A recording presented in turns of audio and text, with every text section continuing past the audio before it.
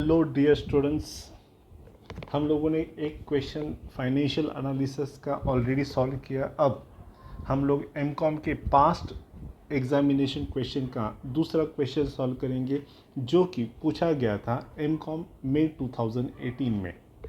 ये भी हम लोगों ने स्टार्ट के क्वेश्चन है, थोड़े थोड़े छोटे छोटे क्वेश्चन ले रहे हैं। उसके बाद हम लोग बैलेंस शीट वाले क्वेश्चन भी लेंगे।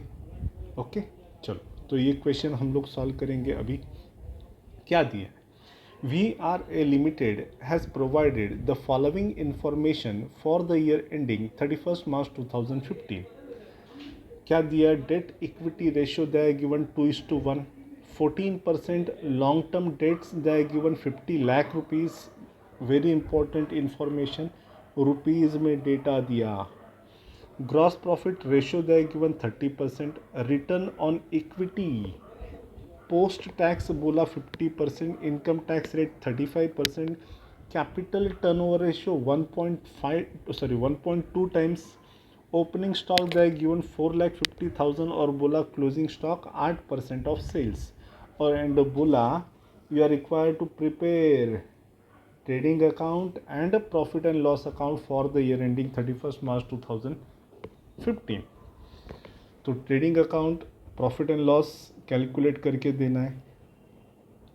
तो चलो सबसे पहला हम लोग क्या कर सकते हैं। ऑलवेज इस टाइप का क्वेश्चन रहेगा। हम लोगों ने ऑलरेडी बोला है जो रुपीज़ में डेटा दिया वो वहाँ से क्वेश्चन सॉल्व करेंगे। तो क्वेश्चन में अपने को रुपीज़ वाला दो डेटा दिया, एक ओपनिंग स्टॉक दिया और दूसरा 14% लॉन्ग टर्म डेट्स देगी वन, राइट, 50 लैक्स। तो बस हम लोग लॉन्ग टर्म डेट्स यहाँ से स्टार्ट कर लेते।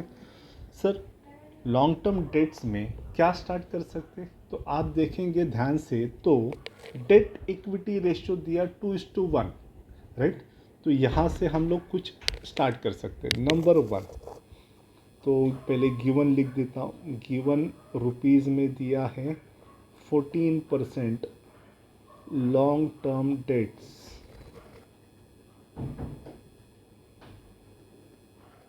कितना रुपीज़ दिया? ये दिया था 50 लैक्स। एम आई राइट? चलो तो सबसे पहला हम लोग डेट इक्विटी रेशियो ले सकते। डेट इक्विटी रेशियो क्यों ले सकते? क्योंकि इसी रेशियो में अपने को डेट यानी कि 14% लॉन्ग टर्म डेट्स यूज़ कर सकते हैं। सर इसका फॉर्मूला क्या? Formula very very simple, debts divided by equity, बराबर। और डेट इक्विटी रेशियो क्वेश्चन में कितना दिया? इसका आंसर ये दिया था 2:1, राइट। तो debt equity ratio 2:1 is equal to debts कितना दिया? 14% लॉन्ग टर्म डेट्स यानी कि 50 लैक्स। तो ये डेट, तो बोलो इक्विटी कितना?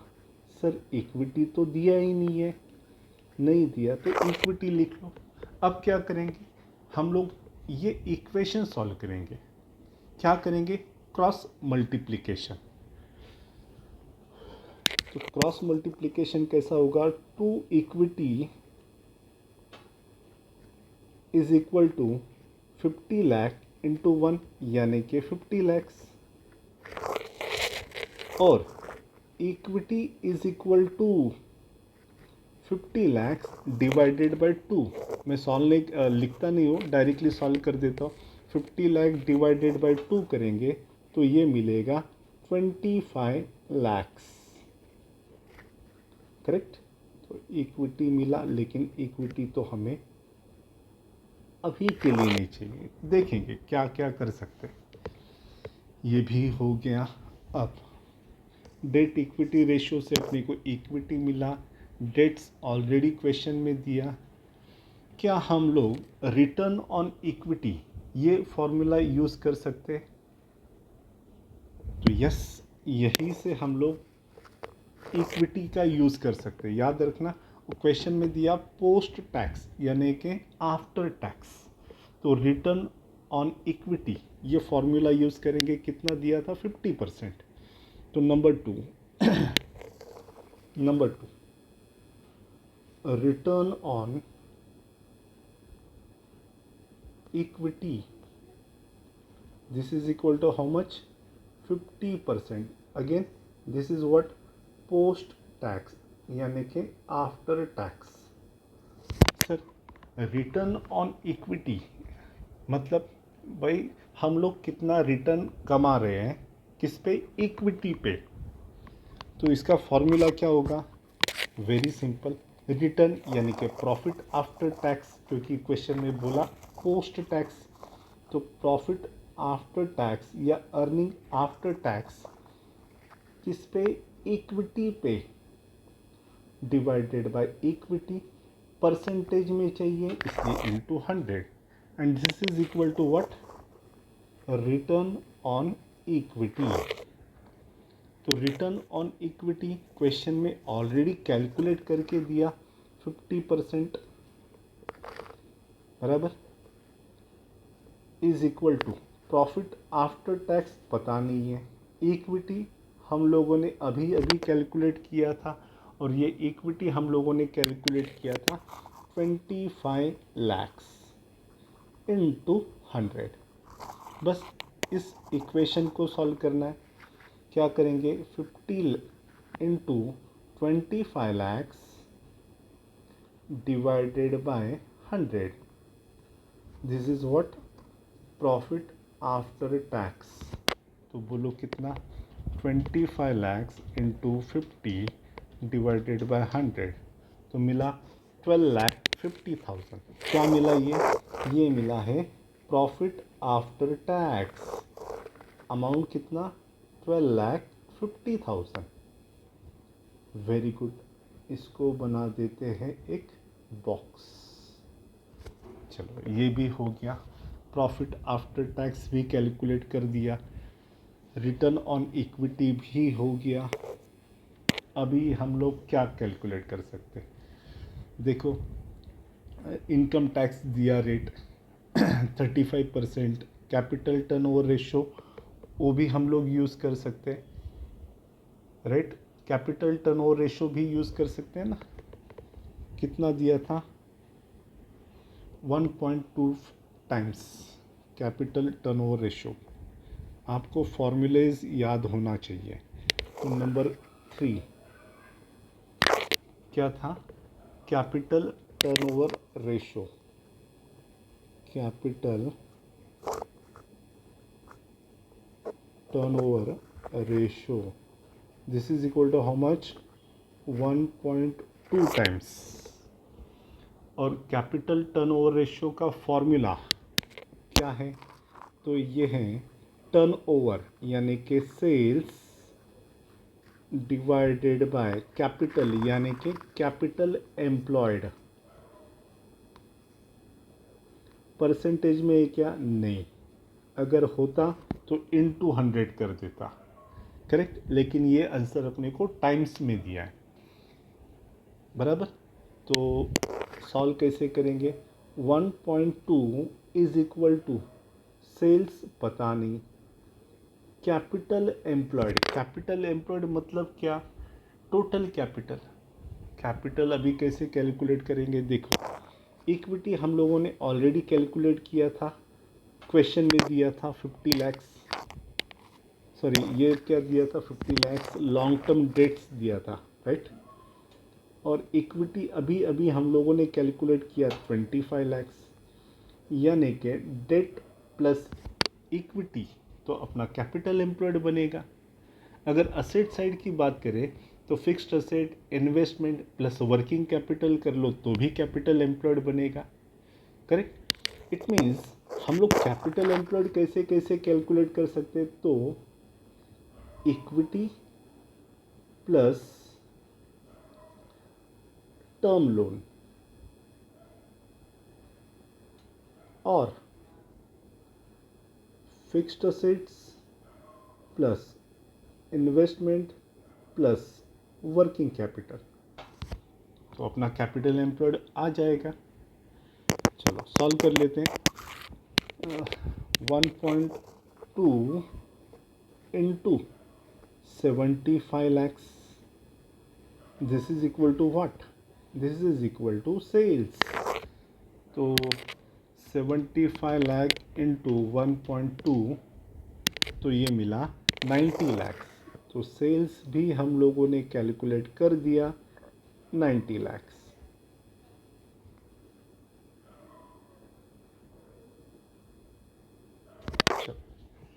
अब ज़रा एक बार वापस से क्वेश्चन देख लेते हैं। ओपनिंग स्टॉक दिया था, क्लोजिंग स्टॉक बोला 8% है, इनकम टैक्स रेट दिया है, और बस ग्रॉस प्रॉफिट रेशियो दिया। Very good. तो क्या अब हम लोग trading account, profit and loss and balance sheet बना सकते हैं? ट्राई कर लेते हैं, हो जाएगा। फिर भी हम लोग एक बार कोशिश ज़रूर करेंगे। तो यहाँ पे हम लोग बनाएंगे trading and profit and loss account combined.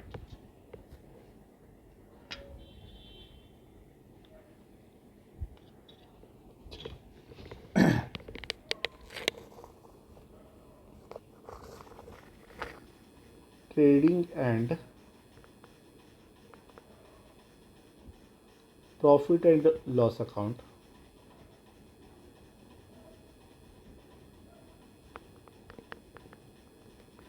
ठीक है, क्रेडिट साइड और ये रहा अपना डेबिट साइड। सबसे पहला अभी अभी हम लोगों ने सेल्स कैलकुलेट किया, तो बाय सेल्स कितना था? ये था 90 लैक्स। तो रुपीस में लिख देता हूँ 90 लैक्स। फिर ट्रेडिंग अकाउंट के डेबिट में क्या आएगा? आएगा अपना यहाँ पे ओपनिंग स्टॉक, फिर आता है परचेसेस, क्रेडिट में आएगा बाय क्लोजिंग स्टॉक,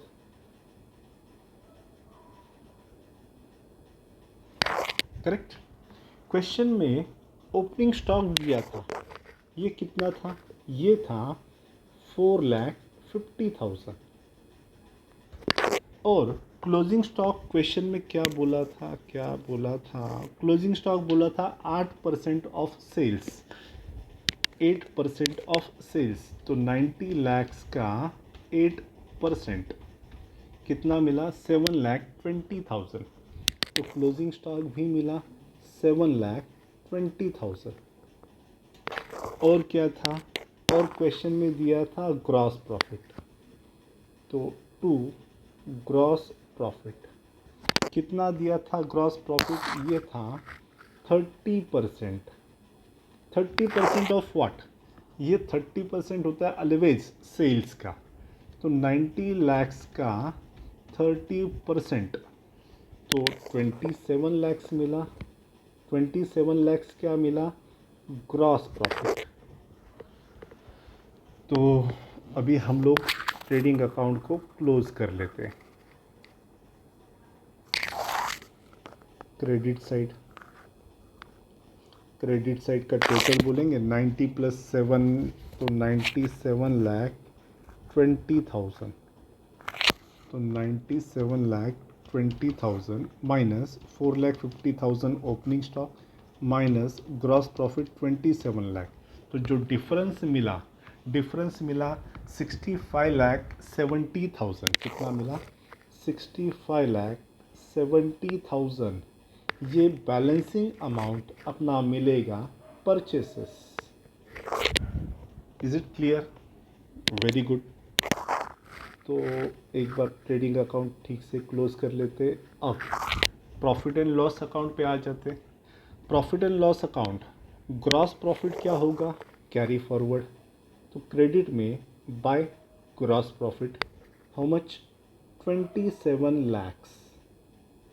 अब very very important, gross profit में से अगर हम लोग एक्सपेंसेस को माइनस करें, क्या बोला?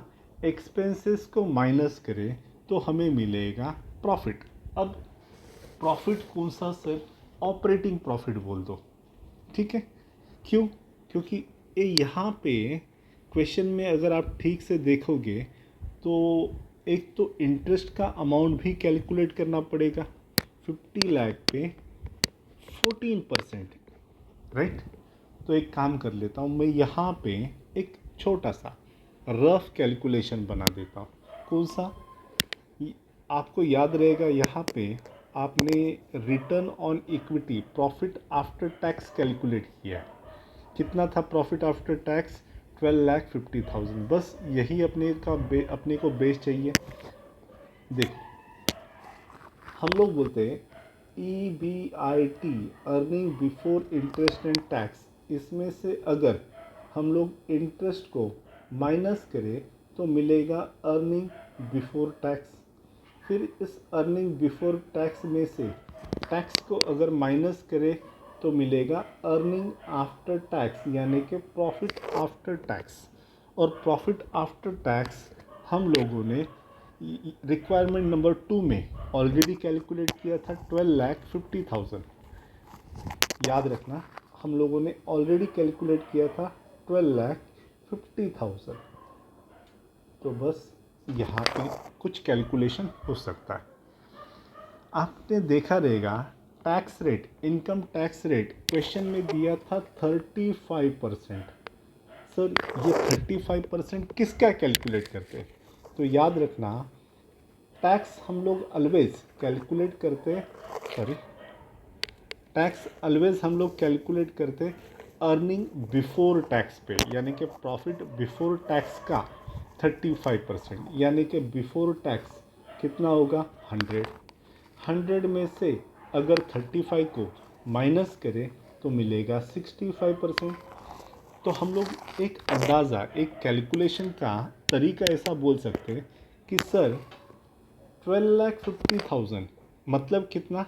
65%, करेक्ट। तो बोलो 100 बराबर कितना? तो बोलो 35 बराबर कितना? क्या करेंगे? Cross multiplication. यहाँ पे मैं 35 का कैलकुलेशन करा के दिखाता हूँ, आप लोग 100 का कर लो। एक और शॉर्टकट तरीका भी बताएगा। पहले इसका कैलकुलेशन 12,50,000 इंटू 35 डिवाइडेड बाय 65 कर लो। 12,50,000 इंटू 35 डिवाइडेड बाई 65, तो ये कुछ मिला 673,077, 76.92 आ रहा है। आप 77 कर लो। अब 100 बराबर कितना? 12,50,000 इंटू 100 डिवाइडेड बाई 65, तो ये मिला 19,23,077। अगेन ये एक्चुअल अमाउंट है 19,23,076.92, तो 9077 कर लिया। इंटरेस्ट का अमाउंट कितना? तो हम लोगों ने क्वेश्चन में दिया था 14% लॉन्ग टर्म डेट्स 50 लाख का। तो 50 लाख का 14% यानी कि 7 लाख, ये क्या होगा? इंटरेस्ट होगा। इंटरेस्ट को ऐड कर लो, 19,23,077 में इंटरेस्ट 7 लाख ऐड कर दो तो मिलेगा 26,23,077। ये क्या मिलेगा? Earning before interest and tax. Okay, मैं एक काम करता हूँ, इसको थोड़ा सा अपना trading account, profit and loss account के पास लेके चलता हूँ।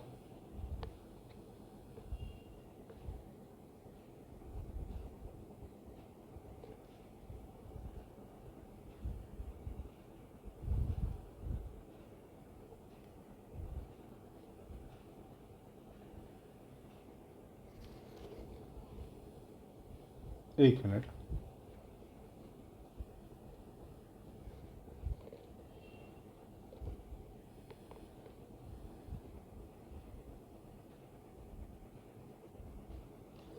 क्या हो रहा है? चलो ठीक है, लेट इट बी। हम लोगों ने interest, earning before interest and tax भी कैलकुलेट कर लिया।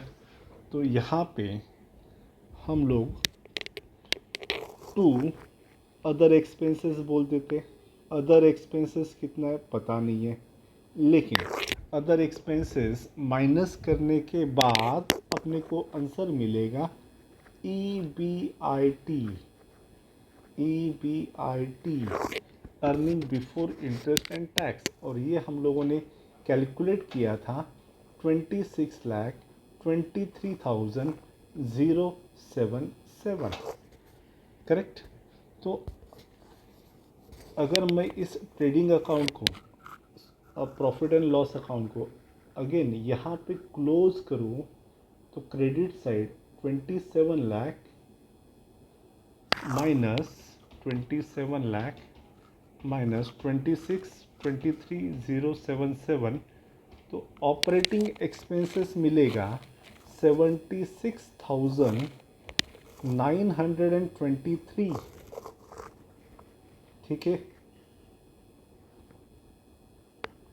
27 lakhs।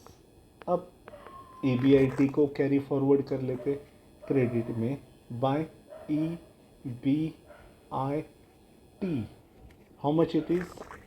It is 26,23,077।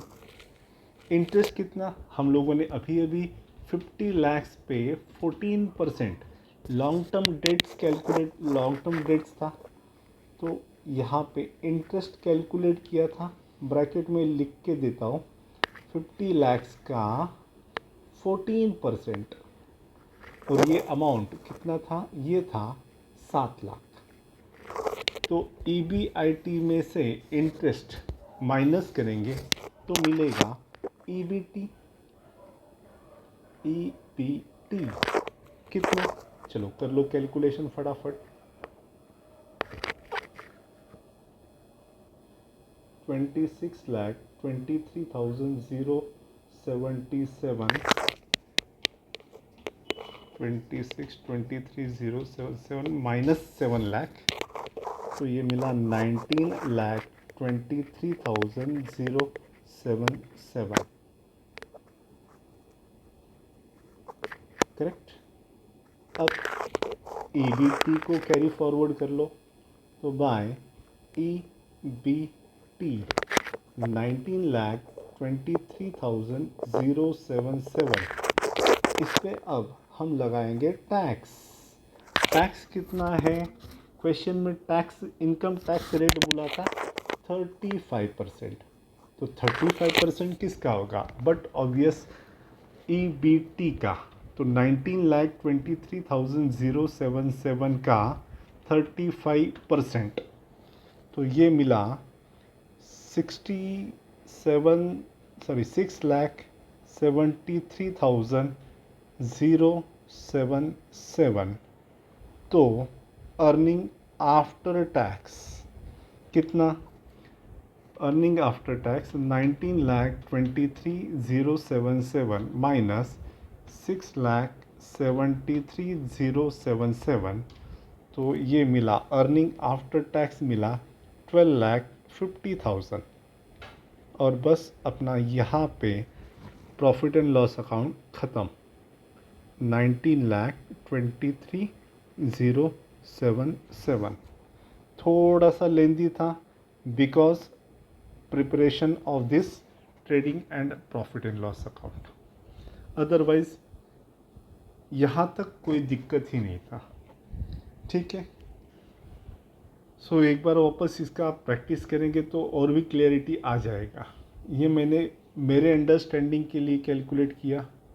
अगर आपको चाहिए तो आप कैलकुलेट करो, नहीं चाहिए तो आप रफ कैलकुलेशन के लिए ले सकते हैं। ठीक है, मैं इसको अभी डिलीट कर देता हूँ। चलो, थैंक यू। मिलेंगे नेक्स्ट लेक्चर में।